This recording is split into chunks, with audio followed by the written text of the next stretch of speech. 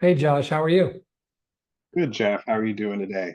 I'm doing pretty good. I appreciate you joining me on Indispensable Appraisers podcast. Of course. Thank you for having me. You want to tell me just a quick, who's Josh, where you're at, what you do, just a quick overview. So I have been in the appraisal space for about 4 years now. I did some brief work while I lived in Arkansas, probably about 5 or 6 years ago. My current company is Pals Watley here in Dallas, Texas, and we do right-of-way work and bank work with the state of Texas, just kind of in the general area here in Oklahoma, Arkansas. Okay, great. And I think it's interesting to get a perspective. You've been in the industry, you said 4 years, and I believe you said you came from some kind of chemistry background. That's right. I was initially a chemistry major going into med schools, and I wanted to have a bit of a shift into my career.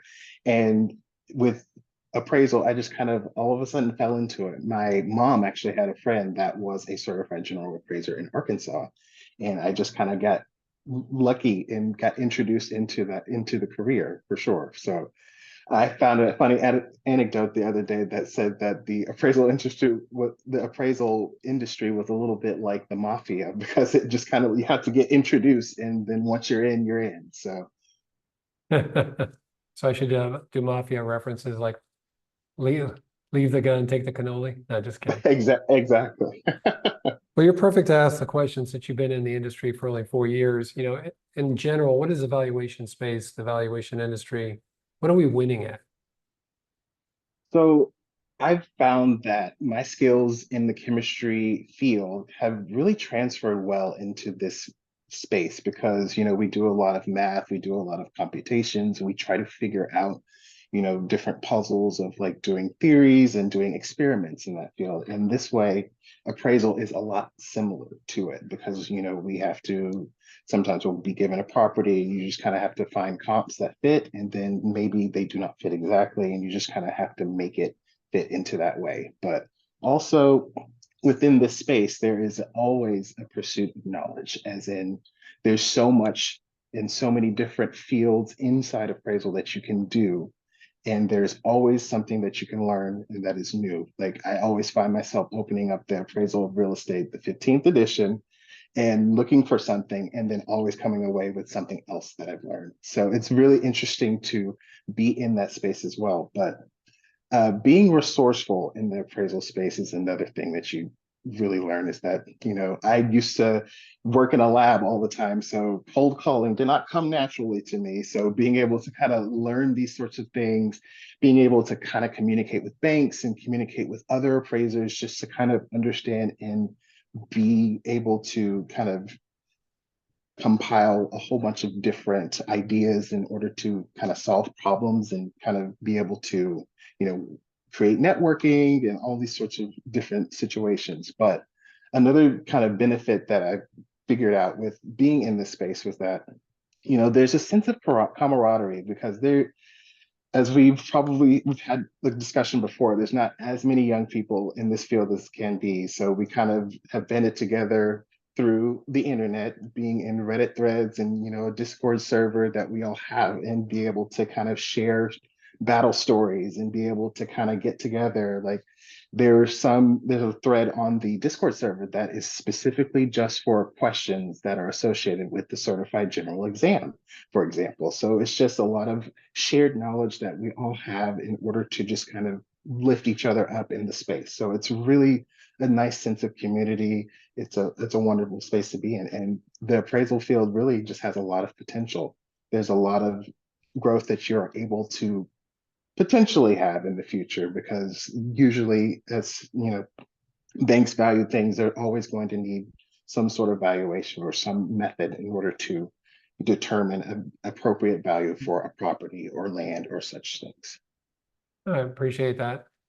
I'm sure there's a lot of appraisers that have never heard of Discord, chatting about appraisers and cap rates and Oh yeah, for sure. So it's kind of like a group chat sort of thing where you remember and then you join the channel, and there's a whole bunch of different channels that there's um, questions about the exams or technology or sales approach or cost approach. There's all sorts of different things. They're generally very focused discussions, but it's just any questions that somebody may have, and it's crowdsourced that anybody else can answer. Cool, cool. So what are our greatest challenges? So I was talking to this about you before, that appraisal kind of does itself a disservice because it almost feels like it's hidden away in a sense. It's almost kind of a little inaccessible. There are so many times where I've talked to certain friends where I'm just like, hey, how are you? Like, I work in the real estate industry. And they immediately assume, hey, are you a realtor? And I'm just like, not quite. I'm an appraiser. And they're just like, what's an appraiser? And I kind of have to explain what I do, what we do, and all this sorts of things. So it's just a lack of visibility. It's kind of not a great thing, but it's just being able to kind of spread the word about appraisal, and being able to find a supervisor. That was kind of one of the very big issues at the very beginning of this career. It seemed like it was a great career to really get involved in, but it took me, even in Dallas, about 6 to 7 months to find a supervisor. It really did take quite a while. And then there's, like I said, on Discord, there's even a channel specifically for finding a supervisor, because it Wow. is just such a difficult thing to find sometimes. And, it's Perea has helped somewhat with that problem, but it's, not as widely accessible yet as some would hope. So it's just kind of one of those situations of being able to get your foot in the door in the space.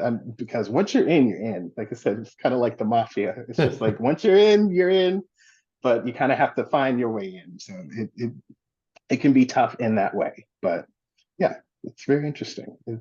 There's some challenges, but there are solutions that people are working on, and it's just, we try to have to keep going forward in this way. So any other challenges as far as how you mentioned supervisor trainee or trainee supervisor? Yes. How was your onboarding? How was the process of, especially coming from a totally different field? Just kind of walk me through, what did that look like to get up to Sure. speed? So I initially, looked up Appraisal Institute and McKissick and all those sorts of things, just kind of being able to find the trainee programs. And the classes, I was able to take them online, which that's another challenge, which taking online versus in person to me is just miles and miles better, be able to network and all those sorts of things. But just taking the courses, and then I really got lucky while I was back in Arkansas, being able to find a supervisor in the supervisor trainee course. But it is just very difficult to find one, especially with the way that the market is right now, because everybody's kind of cutting back just a little bit until the market either settles down or kind of goes back up. And it's just, it can, like I said, it's just very tough to get your foot in the door. But once I got in, I just immediately took as many classes as I could, as quickly as I could, because Dallas was a very opportune space to be able to take these courses. So it just kind of lined up in the right way, but it can be definitely tough to kind of get into the space that way. So But what do we, also, oh, go go ahead. ahead. No, go ahead.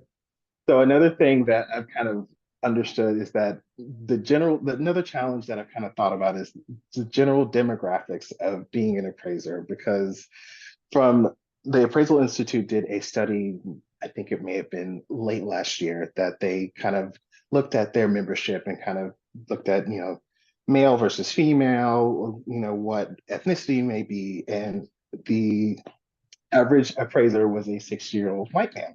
So it was very interesting to kind of see what these results were. I think it said like 1.5% were Black, and then I think 3.1% were Latino or Latinx. So it was just kind of interesting to see that the space definitely could use a little bit of, modernization in that way. So it would be nice to kind of see these sorts of things kind of happen, but that also happens with more exposure of the space. Yeah, I was gonna say that in that demographic, you just nailed it. I'm like 60-year-old white guy.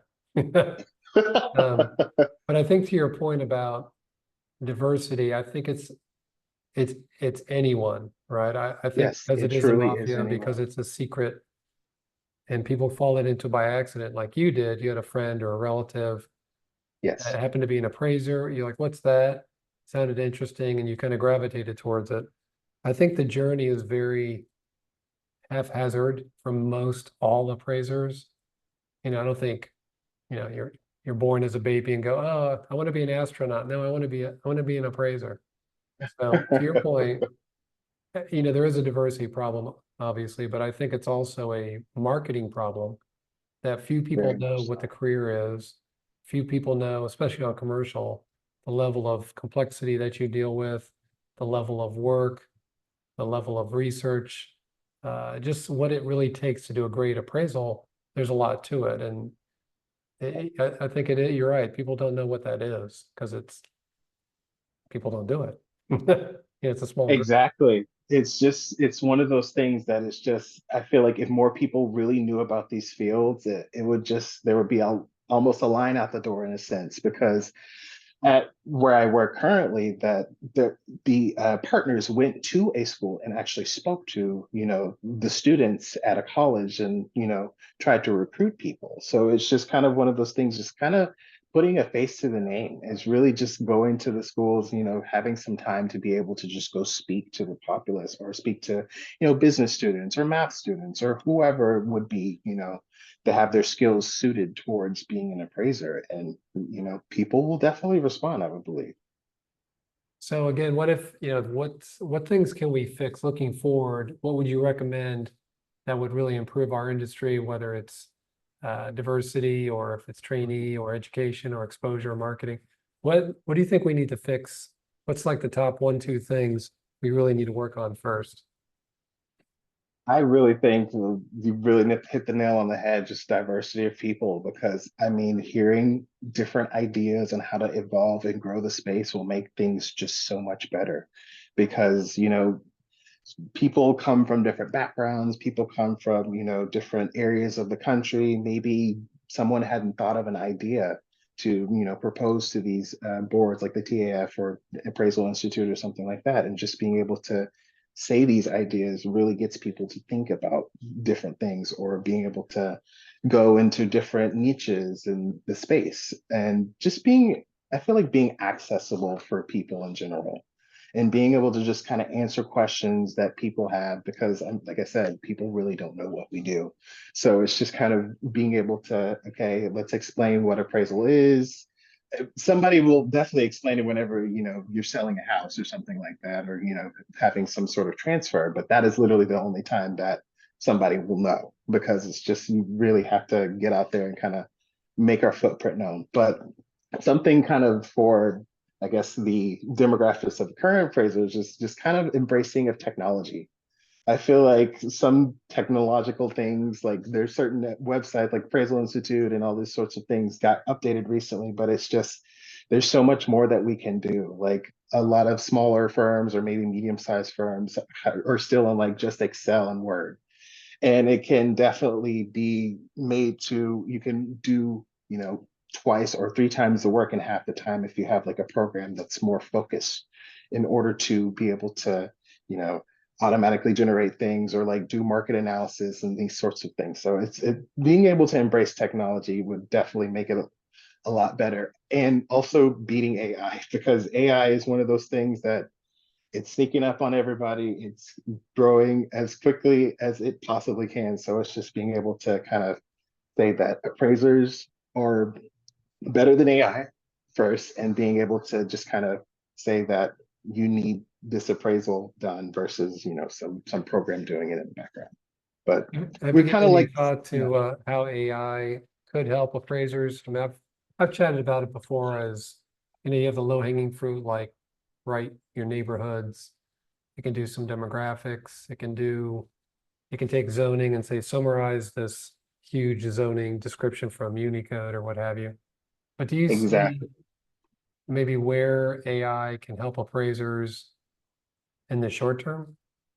Oh, certainly. Like, I've definitely played around with Chat GPT and being able to just kind of look at, it says, create me a market analysis of such and such, and it will create something. But as AI is still very, in its infancy, you have to look at it and, do your own like review of everything just to make sure everything is accurate. Because sometimes, it's not as accurate as it can be. So it's just being able to use it in a supplementary way. Just don't have it write the entire report because we still got to have a job, right?